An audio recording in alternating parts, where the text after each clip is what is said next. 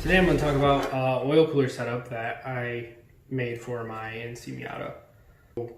A lot of oil cooler setups for the NC and cars in general are really expensive, like 400, 500 bucks, depending on who you go through, what kind of core they use, all that. After already putting a lot of money into the car, I wanted to put an oil cooler on just for some peace of mind, but I didn't want to break the bank. So I looked to some Mazda OEM parts. This is an oil cooler off an RX8. It has two of them, right and left side. You can get these on eBay. This one was about 45 bucks. It's pretty good shape, comes with brackets. And my assumption was that because the NC and RX8 are very close, this should bolt right on.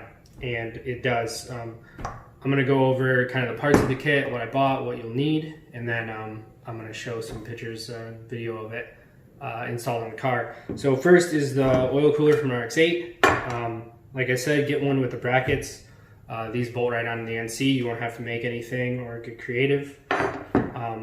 First thing you'll need is to adapt these fittings here. So this is a M18 by 1.5 thread.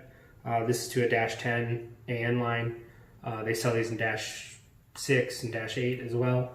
I went with -10 based on the sandwich adapter that I purchased. So this adapter is a Mocal sandwich plate, and this goes on in between your oil filter and the oil filter housing. The NC Miata is 3/4 16 thread, so this will thread right onto your block. Oil filter goes on the bottom, oil comes through here, comes back through here. So this one is pretty cheap, but it's also designed for the 2.5 Duratec and other Duratec MZR motors. So this fits, this O-ring size fits perfectly on the housing. So you'll need a sandwich plate. You can get one with a thermostat, you can get them without. I went without. This being a track car, mainly in the summer, I'm not too worried about it being ever too cold, just being too hot. Secondly, I went with -10 oil line.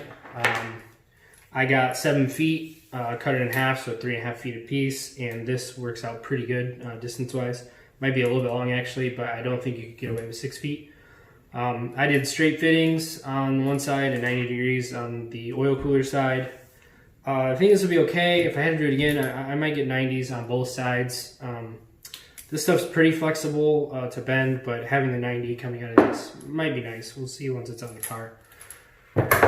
I also needed to adapt my oil temperature sensor into this setup. So I have this adapter. It's kind of an extended version. Most of these are like flat, but the adapter for the Innovate is really long, and it actually wouldn't fit in a normal one. So with this kind of standoff, it fits in here, no problems. We'll have to make one small modification to the RX8 oil cooler. The cooler from the factory comes with a thermostat in it. I didn't know this when I bought it, but it has one. And the problem is, Mazda set the thermostat to come on at 220 degrees Fahrenheit, which is pretty hot. Maybe that's part of the reason why rotaries blow up all the time. But for this application, I think the highest you'd want to go is maybe 180, or like I said, I'm not going to run a thermostat. So you need to remove this and kind of bypass it. All right, so if you look in here in the RX8 oil cooler, you can see a hole down there. And that hole is for oil to flow kind of through this loop instead of flowing through the cooler when the car is cold. So in order to plug that, I bought a 1/8 or 1/4 MPT plug. So I'm just going to drill that hole out, tap it, put this plug in there, and then oil will always flow through the cooler. I'm also going to just kind of take out this thermostat. There's a little circlip down here, and you pop it out. This whole assembly will come out, and you can just put this back in to plug the hole.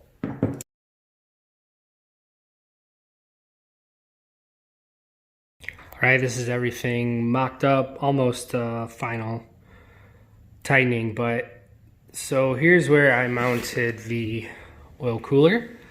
So there's a bolt going through your headlight here. I replaced it with a slightly longer one and then put a nut on the back side of it through the first bracket. this second bracket that comes down and supports the bottom of the oil cooler. This is kind of where it mounts on the RX8. The bracket's a little bit different compared to the NC. I used a rubber kind of isolator. This is on, I actually stole this from my Mazda Speed cold air intake now that is not going to be used anymore. But that gives it a little bit of isolation for vibration down the road. So yeah, no drilling. These are existing holes here. I did have to pop out a wire harness to use that hole, but there's a couple other spots to put that back. So that all fits pretty nice. So the oil cooler mounts pretty good. This is the factory heat shield or splash guard. So fits right behind the factory splash guard, just like it was meant to be there. I tested the bumper also, so all of this clears the bumper, and it's right behind the fog light opening, so it should get really good airflow. So for the lines going in the oil cooler, I put them on the front side. So this actually, the RX8 oil cooler is actually flipped around 180 degrees. So OEM from the factory, the RX8, these fittings are facing rearward. It was pretty easy to do. This bracket bolts right up when you flip it 180 degrees.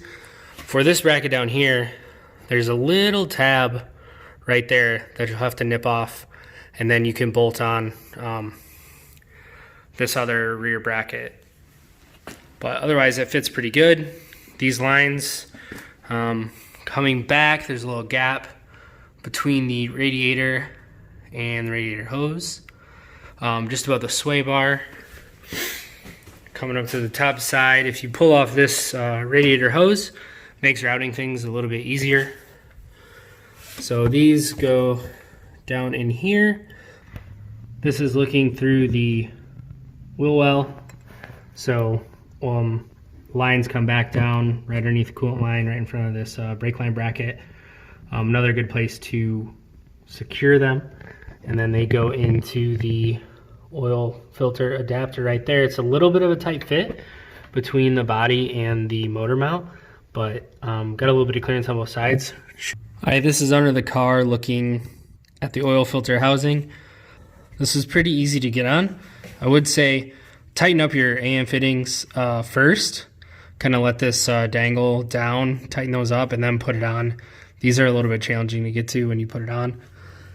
The only other thing I did down here is you can see that zip tie on this wire harness. So originally, it goes in this hole kind of right above that clutch line. It hangs down a little bit in the way. It kind of interferes with these lines. So I zip tied it up to the other bundle, and it seems fine, no clearance problems. Still has really good clearance to the steering shaft. That gets it out of the way of the new lines for the oil cooler.